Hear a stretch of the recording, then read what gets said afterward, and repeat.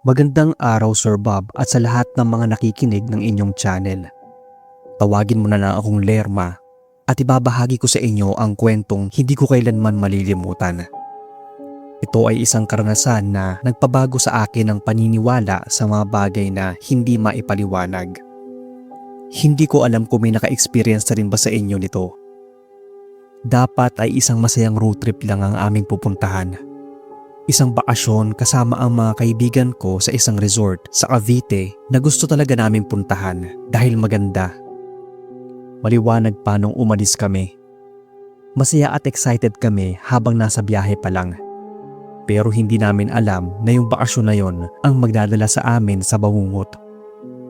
Nagsimula ang lahat nang biglang maligaw kami. Nangyari pala to taong 2017. Gumamit naman kami ng Waze. Medyo bago-bago pa to noong mga panahon na yon.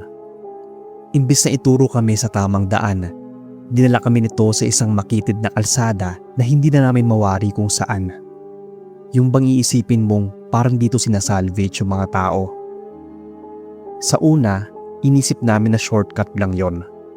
Wala ring may alam sa amin kung paano puntahan yung resort na yon. Umasa lang talaga kami sa Waze.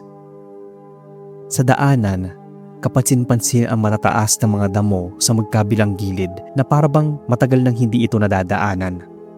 Yung tipikal na lugar kung saan tinatapon yung mga bangkay base sa mga pinapalabas sa TV o movies. Mas nag-alala kami nang mapansin naming wala kaming kasabay na ibang sasakyan. Ni isang motor o kahit anong senyales ng ibang tao, wala. Lumalalim na ang gabi noon at nasa daanan pa rin kami. Nagsimula nang bumigat yung pakiramdam ko. Naging tahimik ang lahat. Yung mga kaibigan kong nagkukwentuhan ng kung ano-anong napapanood nila sa horror movies ay parang ganun din daw yung nangyayari sa amin. Nanindig yung mga balahibo ko kasi matatakotin ako. Nagsimula na rin mawala ng signal sa area kaya hindi na namin magamit yung data namin at lalo yung Waze. Hindi kami maapag-search sa phone kung paano ang tamang daan. Saka ko napansin na parang may mga anino sa gilid ng kalsada. Alam kong hindi sa amin yon. Sa una, akala ko bunga lang ng pagod o kaya guni-guni lang. Pero nang tinan kong mabuti, parang may kakaiba sa kanila. Hindi lang sila basta parang anino, kundi parang itim na nilalang. Sobrang itim na parang anino nga. Naatayo lang sila na parang naamasid sa amin. Wala din silang muka, pero ramdam kong sa amin sila nakatitig. Maya-maya, biglang bumigat yung hangin. Parang may nag-iba sa loob ng sasakyan. Ramdam ko yung panlalamig ng balat ko kahit nakapatay naman yung aircon. Sinubukan naming bilisan ang patakbo sa kotse, pero parang hindi kami umuusad. Yung kalsada, walang katapusan. Kahit anong bilis ng pagpapatakbo namin, ay parang paikot-ikot lang kami sa parehong lugar. Nagpa siya kaming huminto para balikan yung dinaanan. Pero ganun pa rin. Hindi kami makalabas at parang paikot-ikot lang. Parang mas kumapal at tumaas pa nga yung mga damo. Tapos naglalakihan na yung mga puno. Binabalot na rin kami ng kadiliman. Hindi ko alam kung tama ba yung nakita ko noon o namalikmata lang. Pero kita ko pa rin yung mga hugis anino sa may dulo sa gilid namin at nakatingin sa amin. Tinanong ko yung mga kasamahan ko kung nakikita rin ba nila. Ang tanong nila, ano daw? Ibig sabihin, ako lang yung nakakita sa kanila. Ako pala yung nagmamaneho nun. Hawak ko ng mahigpit yung manibela. Hindi ko na alam ang gagawin. Maski yung mga kasama ko, natataranta na. Wala na ngang signal sa area, niligaw pa kami. Hininto ko muna yung sasakyan at sinabi ko bumaba muna kami. Magpahangin saglit at subukang makahanap ng signal. Pinatay ko muna yung makina at nagsibabaan kami. Ang dilim talaga ng paligid dahil magkakalayo yung mga poste ng ilaw. Nang makita ko sa tabi ng poste ng ilaw yung itim na mga nilalang na parang mga anino. Parang papalapit na sila ng papalapit sa amin. Naistatwa ako noon sa kinatatayuan. Hindi talaga ako makagalaw. Naatitig lang ako doon sa mga figura na palapit ng palapit sa amin. Hindi ko rin magawang maabagsalita o maasigaw man lang. Nang bigla akong makarinig ng sigaw ng isa sa mga kaibigan ko. Doon lang ako natauhan. Mabilis ko silang pinapasok sa kotse at dali-daling in-start yon. Inapakan ko agad yung gas para makaandar na kami. Habang nagmamaneho, nakita ko sa gilid ng kalsada sa may mga damuhan yung itim na mga figura. Sinabihan ako ng kaibigan kong napasigaw kanina na bilisan ko raw ang pagpapatakbo dahil baka maabutan nila kami. Chinek ko yung side mirror at wala na doon yung mga figura. Tinanong ko kung nakita rin ba niya yung mga anino. Ang sabi niya ay oo. Kaya nga raw siya napasigaw dahil may papalapit sa aming mga itim na figura nung huminto kami at nagpahangin. Napansin nga rin daw yun ng ibang mga kasamahan namin. Sadyang sobrang natakot lang daw itong isa dahil baka tambangan kami ng mga yon o di kaya mga multo o mga aswang. Naniniwala rin kasi siya sa mga kababalaghan lalo kapag nasa lugar ka na hindi mo kabisado. Nagpatuloy ako sa pagmamaneho. Halos tikom lang ang bibig naming lahat dahil hindi alam kung paano magre-react. Hanggang sa ilang minuto ang lumipas, napansin ko na parang papalabas na kami dun sa kalsadang napupuno ng mga malagong damo. Medyo nakahinga rin kami ng maluwag nang finally magkaroon na ng signal yung phone. Agad namin chinek yung Waze at sabi nito papunta na kami sa main road. Kahit gabi na ay nagdire-diretso na kami pumunta doon sa narentahan naming resort. Almost 20 minutes na lang daw kasi ay nandoon na kami. Sa totoo lang, pagpunta namin ng resort, doon namin mas pinag-usapan yung nangyari sa amin. Doon ko kinuwento lahat ng mga nasaksihan ko. Hindi kami maapaniwala na ganun ang mangyayari sa amin. Yung simpleng bonding at bakasyon na wrong turn pa, na may halong kaba at katatakutan. So nawala rin yung excitement namin at medyo na bad trip kahit pinipilit naming enjoyin yung stay namin doon. Matapos sa resort, awa naman ng Diyos at tagwa pa naming makauwi ng ligtas sa kabila ng nangyari sa amin nung nakaraang 2 gabi. Hindi na namin sinunod yung shortcut na sinasabi sa Waze at nag-stick kami sa main road dahil baka maulit na naman yung nangyari sa amin. A few days after, nalaman ko na yung mga nakita naming itim na mga figura ay parte pala ng isang kulto. Isa raw sa kampo nila ay malapit doon sa dinaanan namin sa may bandang Kakahuyan at matataas na damo. Sa may bandang Alfonso, Cavite po pala ito. Siguro ay nagpakita yung ilan sa mga miyembro ng kulto para manakot o kaya paalisin kami sa lugar. Teritoryo kasi nila yon.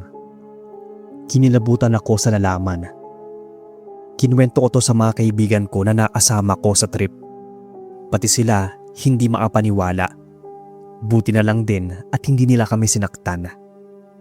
Pero ang pinagtataka at misteryo pa rin sa amin ay kung paano kami naligaw sa lugar na yon na parang nagpabalik-balik lang kami kahit anong atras at abante namin na para bang hindi lang kulto ang meron doon. Yun bang may kung anong elemento rin ang pinaglaruan kami? Kayo Sir Bob at sa mga nakikinig, ano kaya sa tingin nyo yon? Maraming salamat po sa inyong oras, sir. Sana ay ma-narrate at ma-feature nyo to sa channel.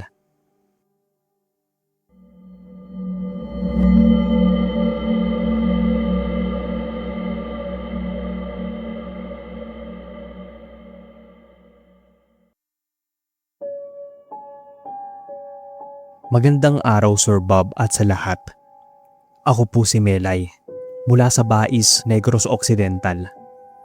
May story po akong gustong i-share sa inyo na hanggang ngayon tuwing naiisip ko para akong binabalik sa gabing yon. Sa lugar na ayoko nang balikan pa. Nangyari po to mahigit 20 years ago na. Dapat sana ay masaya ang road trip naming pamilya pauwi sa probinsya namin sa San Carlos. Pero nauwi yon sa kakaibang experience at takot. Nasa kalagitnaan kami ng daan, malayo sa kabiasnan. Nang mapansin naming paubos nga yung gas. Past 11 PM na nun at wala na gaanong mga establishments o mga bahay sa paligid Halos damuhan na nga sa magkabilang gilid ng kalsada. Maya-maya, sa hindi kalayuan, may nakita kaming gas station. Maliit lang siya, may kalumaan, at parang hindi na ayos. Parang isa nga lang yung gumaganang ilaw doon, napupundi-pundi pa. Walang ibang sasakyan at tao maliban sa amin, so feeling mo talaga ay isolated ka. Nagpark kami sa may gas station at bumaba. Ilang saglit pa, may lumabas na matandang lalaki. Sobrang payat niya, as in butot balat. Tapos ang dumi ng kasuotan niya. Pero ang nakakakilabot ay yung mga mata niya ay parang walang emosyon o ekspresyon. Para ba siyang patay na buhay? Naatayo lang siya doon, hindi nagsalita at hindi gumalaw. Naatitig lang siya sa amin. Nag-aalinlangan man, sinabihan namin siyang magpapagas kami. Kailangan na rin kasi naming maapunta sa bayan bago mag-umaga. Tahimik niyang kinargahan ng gas yung kotse namin. Napansin kong nanginginig pa yung mga kamay niya, siguro ay dahil sa edad o sa ibang dahilan. Nang matapos siya, inabot namin yung bayad, pero hindi niya yon kinuha. Sa halip, ngumiti lang siya. Ang creepy lang. Ang ginawa namin ay pinato na lang yung bayad doon sa taas ng gas meter. Dali-dali na kaming sumakay pabalik ng kotse. Nang subukang paanda rin, bigla yung namatay. Sinubukan ulit, pero wala pa rin. Ilang beses nang pinihit ni Papa yung susi, pero hindi pa rin yun gumagana. Hindi ko magets. Wala naman kasing problema yung makina bago kami magpagas. Kaya bumaba kami ni Papa para humingi ulit ng tulong sa matanda. Pero bigla siyang nawala. Hindi na namin siya makita sa buong gasolinahan. Kahit anong tawag namin ay wala talaga siya. May kadiliman din kasi yung lugar.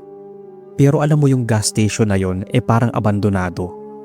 Halos nangingitim, nilulumot at nagkabutas-butas na nga yung bahagi nito. Nang biglang namatay yung napupunding ilaw, doon ako nagsimulang makaramdam ng matinding kaba. Tapos, parang may malamig na kabay pang humawak sa balikat ko. Nilingon ko ang paligid gamit yung flashlight ng phone. Pero walang ibang tao. Medyo malayo din si Papa sa akin, tapos si Mama at yung isa kong kapatid ay nasa loob ng kotse. Kaya walang ibang pwedeng humawak sa akin. Nagmadali na kami ni Papang bumalik ng sasakyan. Nangangatog na nga yung kamay ko sa takot. Nang subukang pihitin ulit ni Papa ang susi, ay umandar na ang makina.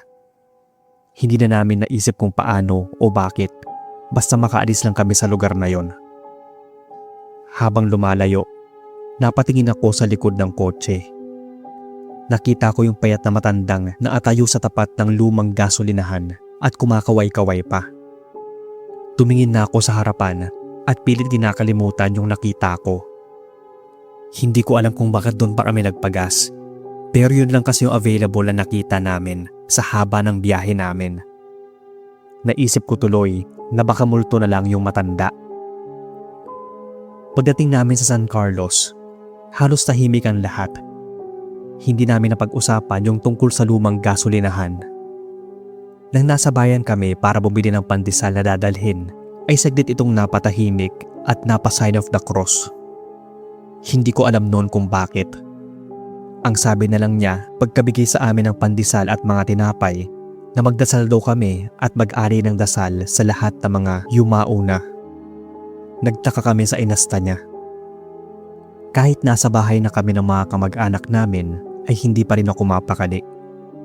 Ilang beses kong naiisip yung matanda, yung nanlalalim niyang mga mata at malamig na presensya. Pinilit kong maging okay ang buong araw namin. Naipagkwentuhan kami sa mga tito, tita at mga pinsan ko. Kinagabihan, nasa kwarto na kami.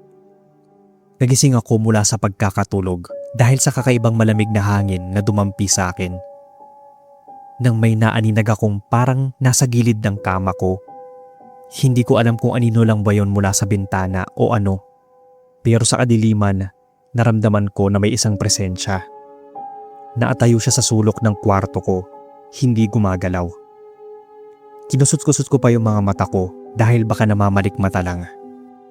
Andun pa rin yung anino na may kapayatan. Nasa gilid siya ng madilim na kwarto.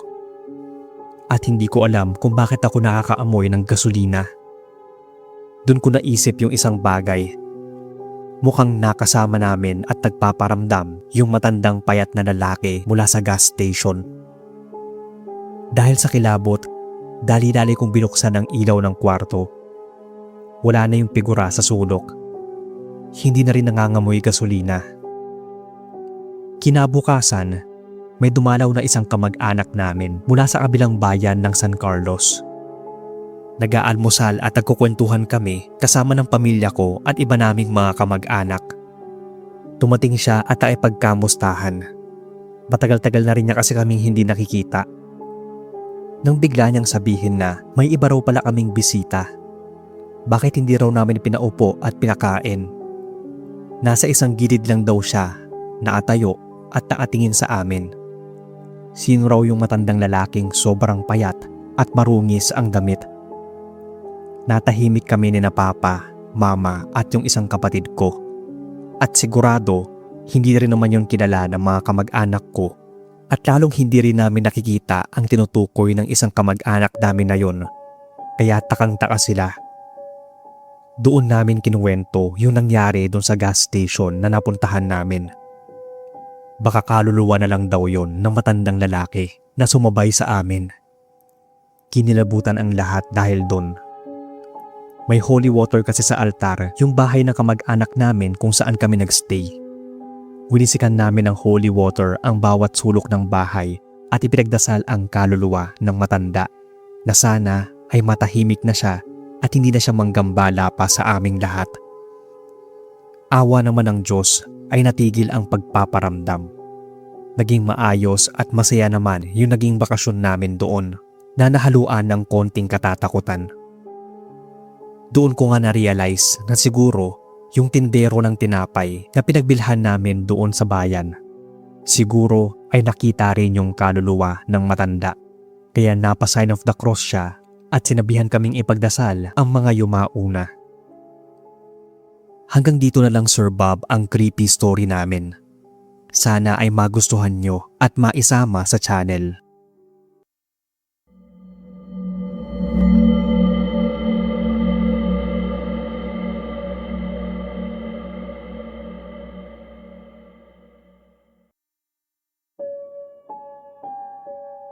Magandang araw sa inyong lahat. Ako si Mark, isang truck driver. Palagi akong nakikinig sa mga kwento sa channel nyo, boss. At ngayon lang nagka-oras para i-type tong kwento. Binata pa lang ako ay ito na yung nakasanayan kong trabaho. Hanggang ngayon na pamilyado na ako ay isa pa rin akong truck driver. Galing pa akong Baguio at bumabiyahe papuntang Maynila para i-deliver ang mga gulay na inaangkat namin sa palengke roon. Itong kwentong ibabahagi ko ay bumago sa buhay ko. Isang karanasan na hindi ko kailanman inakalang posible pala. Hanggang sa mangyari ito sa akin mismo. Bilang truck driver, sanay na ako sa biyahe. Sa pagdaan sa kung saan-saan, kahit sa pinakamadidilim na kalsada. Hindi naman ganon kalakihan ang truck. Sakto lang sa pag-deliver ng gulay at para makadaan sa mas maliliit na kalsada. Pero may isang ruta na nadaanan ko na hindi ko nababalikan. Nung gabing yon, dapat normal lang yung biyahe ko. Pero hindi ganun ang nangyari. Yung ruta ko kasi ay palaging matraffic. Kaya nang makita ko sa ginamit kong GPS ang isang kalsada na hindi ko naman nadadaanan, naisip kong subukan yon. Wala namang mawawala. Mas mabilis pa akong makakarating sa destinasyon. Sa may parteng Pangasinan pala to. Sa unang bahagi ng biyahe, wala naman akong napansing kakaiba maliban sa dilim at katahimikan ng kalsada. Ayos ang lahat. Pero makalipas ng ilang kilometro, napansin ko na may isang lalaki sa gilid ng kalsada sakay ng bisikleta. Wala namang kakaiba sa kanya. Nakayuko lang siya na parang nagpapahinga. Hindi ko na masyadong pinansin at dumaan lang ako. Makalipas ng ilang minuto, nakita ko ulit siya sa parehong posisyon, parehong forma. Nasa gilid pa rin ng kalsada. Ang nakapagtataka, hindi ko naman siya nakitang nagbisikleta at nauna sa akin. Muli, dumaan lang ako. Inisip ko na baka may shortcut lang siyang alam kaya siya nauna sa akin. Pero nang makita ko na naman siya sa pangatlong pagkakataon, nagsimula na akong magtaka talaga. Nakaramdam na ako ng kaba. Sa isip ko, hindi siya pwedeng mauna sa akin nang hindi niya ako nalalagpasan. Mukhang may hindi na tama doon. Medyo binagalan ko yung pagpapatakbo ng truck. Tiningnan ko siya sa side mirror. Kita kong hindi na siya nakayuko at nakatingin sa direksyon ko. Hindi ko masyadong maaninag yung mukha niya. Medyo malabo. Inalis ko yung tingin ko at tinuon yung mga mata sa kalsada. Binilisan ko na yung pagpapatakbo. Makalipas ng pagbiyahe ng ilan pang minuto, nakita ko na naman yung lalaki na nasa bisikleta sa ika-4 na pagkakataon.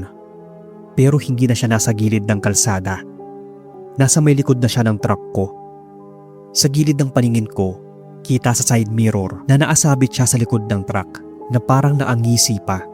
Pero hindi ko mailarawan yung itsura niya kasi parang ang labo. Pero alam kong naangisi siya. Kinilabutan na ako ng mga sandaling yon. Nanlamig yung buo kong katawan. Pinisil ko pa yung manibela at pilit iniisip na baka naluloko lang ako ng utak ko dahil sa pagod. Pero hindi eh. Kitang-kita ko pa rin siya sa side mirror. Kahit may kadiliman ang gabi, kahit hindi ganon kalakas yung ilaw, ay kita ko pa rin siya. Naadikit siya sa likuran ng sasakyan ko na parang wala lang. Hindi ko alam kung tao pa ba yon o ano. Nang ihinto ko yung sasakyan at tiningnan siya sa salamin, ay wala na ito sa likod ng truck. Humupa yung nararamdaman kong kaba. Matapos ng ilang segundo, nagpatuloy na ulit ako sa pagmamaneho. Hindi ko na rin naisip kung gaano ako kabilis nung mga sandaling yon. Hindi ko na nga rin alam kung tama pa ba yung direksyong tinatahak ko dahil nga iba yung ruta ko kaysa sa nakasanayan. Ang tanging naisip ko lang ay makalayo sa lugar na yon, makaalis na. Maya-maya, nakita ko na naman yung lalaking naasabit sa likod ng truck ko. Bawat lingon ko sa side mirror, andoon pa rin siya. Hindi gumagalaw pero hindi rin bumibitaw. Yung ngisi niya mas lalong tumindi na abot hanggang tenga na nga. Pero hindi ko pa rin maaninag yung itsura niya. Basta ang ginawa ko lang, nagpatuloy sa pagmamaneho. Bahala na ako mahulog siya o ano. Hindi ko na rin alam kung ilang minuto ang lumipas at kung paano ako nakaalis sa daan na yon. Pero nang makita ko ulit yung main road na kadalasan kong binabaybay, tapos may ilang sasakyan na rin na dumadaan, bigla na lang nawala yung lalaki sa likod ng truck. Pagdating ko sa warehouse, hindi ko na inisip yung delivery. Lumabas agad ako ng truck at chinek yung likod para tingnan kung may bakas siyang naiwan. Nakita kong may mga marka ng kamay, malalim at mahabang gasgas sa bakal sa pinto ng truck ko. Tinanong pa nga ako ng kasamahan ko kung anong nangyari. Ang sabi ko, may lalaking sumampa doon sa ruta ko sa Pangasinan at ayaw bumaba kahit mabilis na yung patakbo ko. Ang sabi niya ay iwasan ko na raw yung rutang yon at manatili na lang ako doon sa palagi kong dinadaanan.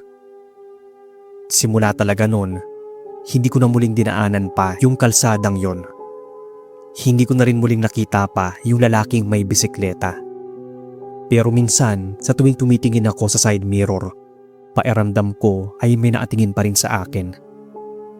Simula nga nang mangyari yon, hindi na ako mapakali sa tuwing bumabiyahe ako sa gabi. Kahit nasa ibang ruta na ako, palagi akong napapalingon sa side mirror. Sa tuwing dumidilim ang daan, parang may malamig na hangin na dumadaan sa batok ko. Iniisip ko na andoon na naman siya. May isang gabi pa nga nun, matapos ang ilang linggong pagtahak sa main road, muli kong nadaanan yung ruta na yon. Napaiwas talaga ako ng tingin. Pilit ko na lang kinakalba yung sarili ko kapag ganon. Walang dahilan para matakot. Nawala lang siguro yung pangamba ko matapos ng ilang buwan. Iniisip ko nga kung baliw lang ba yun, nagtitrip o baka aswang na. Pero nakakatakot pa rin isipin kahit anuman doon, lalo kapag mag-isa ka lang sa gabi. Hanggang dito na lang boss ang kwento ko. Sana ay mabasa ninyo at masama sa channel.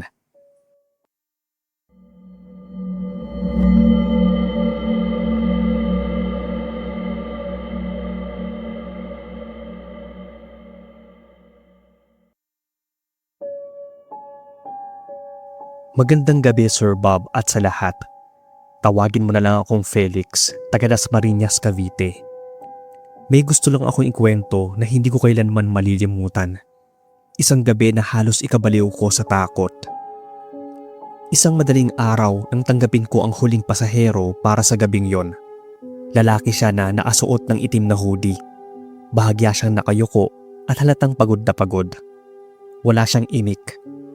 Ni hindi man lang ako tiningnan sa mata. Sa halip, inabot lang niya sa akin ang isang papel na may naasulat na address. Sa may bandang rural area na siya, malayo-layo at sobrang tahimik ng lugar, sa may Dasma pa rin. Pero okay lang, iniisip kong mas mabilis akong makakauwi matapos nito dahil hindi naman sobrang layo ng paghahatiran ko sa kanya sa bahay namin. Habang binabagtas ko ang madilim na kalsada, palakas ng palakas ang ulan. Wala na halos ibang sasakyan sa paligid. Tanging tunog lang ng wiper at makina yung buwabasag sa katahimikan. Mula sa rearview mirror, sinilip ko yung pasahero. Naasandal ito sa bintana at nakapikit. Maya-maya pa, napansin kong dumaan ako sa isang lumang bahay. Isa siyang malaking bahay na yari sa kahoy, may bakod na bakal at ilaw na mahina lang na kumikislap-kislap pa. Sa unang tingin, wala namang kakaiba doon. Hanggang sa ilang minuto pa ang lumipas, dumaan ulit ako sa parehong bahay. Nagtaka at medyo kinabahan ako noon dahil kahit hindi ko naman nadadaanan ng lugar talaga, ay medyo alam ko yung bahaging yon. Sigurado din akong dire-diretso lang yung takbo ko. Hindi ako lumiko pabalik. Pero baka nagkamali lang ako ng daan. Kaya nagpatuloy ako. Mas nilakasan ko pa yung apak sa gas. Siniguradong sinusundan ko yung direksyon.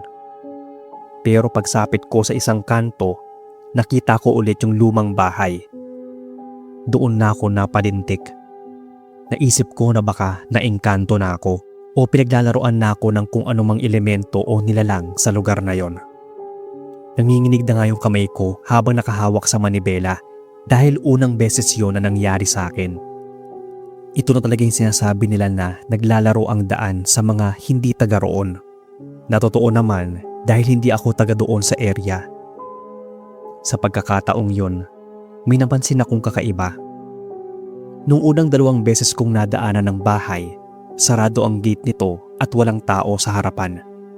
Pero nung 3 beses na, may isang babaeng naatayo sa labas. May kahabaan yung buhok niya at basang-basa sa ulan.